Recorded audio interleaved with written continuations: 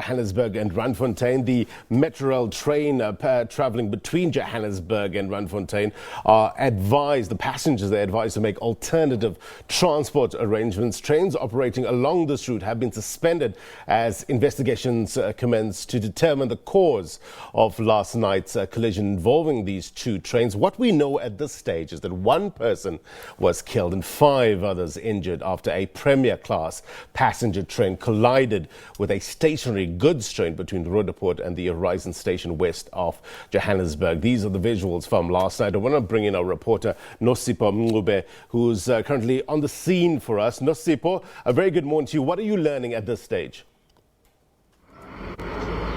Very good morning to you, Blaine. We are at the scene. As you can see behind me, the train did collide with another train that was carrying this cargo over here coming from Cape Town. We're just going to let the fire station truck drive past. But 5 people, as you've already mentioned, were injured as a result of this train collision, and 1 person reported to have died after the train collision that took place, we understand, from late last night into the early morning of today. So they're still trying to sweep through the scene. It's still being treated as an active crime scene here.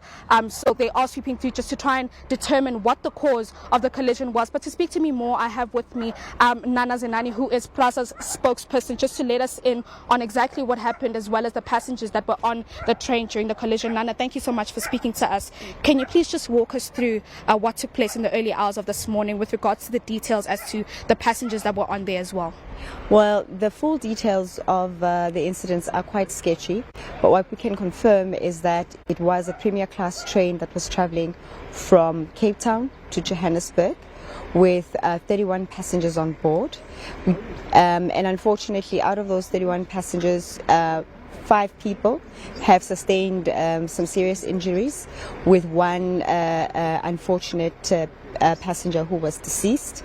All the passengers that were on board were taken either to their final destinations, or the proper and necessary arrangements for them were made. The investigation is also going on between the police as well as the RSR on the scene, but also expediting moving of the track off the railways, but also understanding that we need to do a thorough investigation. So the next leg will be, once the investigation is done and the debris has been moved, to look at the damage on the tracks, to also ascertain how long that will take. So that on its own also adds another dimension in terms of timing and the preparedness to run a normal service. All right. This morning, as a result of the train collision, people that have been affected, commuters in other train stations, can you just walk us through who would be affected by this with regards to getting to where they need to go this morning? Okay. The Metrorail passengers travelling from Randfontein to Johannesburg would be the most affected, because of course the line isn't connecting. But it's important to understand that this particular train that was involved in the incident is a premier class lounge. It's a long distance train. It's not a Metrorail train. How soon do you think you'll be able to, clear the scene and for things to run back to normal as you've done doing your investigations? It's difficult to speculate. I think what's important is to have all of the investigations thoroughly done, to get the reports and everything else that is important. But as I mentioned before, that the other dimension to this is also the repairs that need to go into the track works, as well as the overhead lines that have been affected. Do you know by any chance the cost of the damage here? Because we're still assessing the damage and conducting investigations, it's very difficult to speculate at this stage. And your message to passengers that will be affected going forward?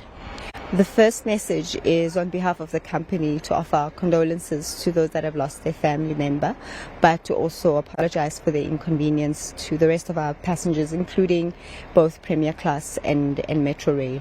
Of course, the incident is still being investigated. Further details will emerge once we have the report.